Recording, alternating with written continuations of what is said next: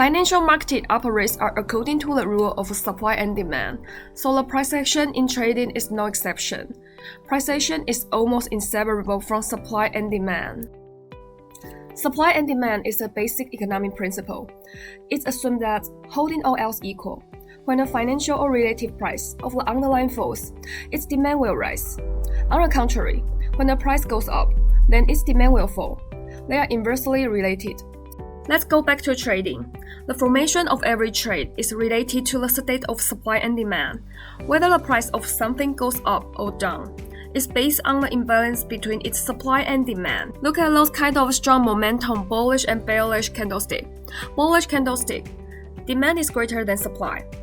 Bearish candlestick, supply is greater than demand. If something like this, doji or smaller bullish or bearish candlestick, those mean supply and demand is in a relatively balanced state, so there is not much momentum push price up or down. Basically, price goes up, strong demand, lower supply. Price goes down, strong supply, lower demand. The concept of supply and demand is very similar to support and resistance. It is said support and resistance in general technical analysis. Demand zone means it is expected that price hits this area, will stop falling, and push upside. A demand zone is the price area at which the traders usually buy. This area is present below the current price, where the buying interest or potential is the highest. Suppose a piece of cake is now $120. There are 3 people who are interested in buying it. When the price is decreased to $110, the number of interested buyers increased from 3 to 5. Finally, if price is further reduced to 100, there are 10 people who want to buy, but there are only 6 cakes left.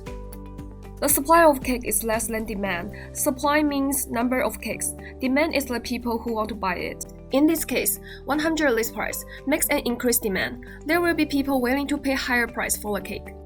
In trading chart, 100 or below is a demand zone. Price hits this area, then demand momentum makes price up. Buyers dominate the market. Suppose the price of a cake increased from 120 to 200.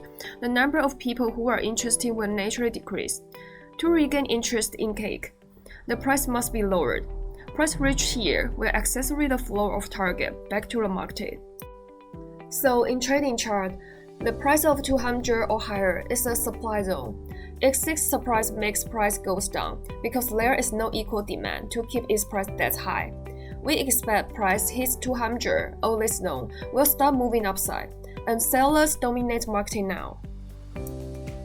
As we know, pushing price up needs money. Money accumulates to make price higher. A massive withdrawal pushes price down.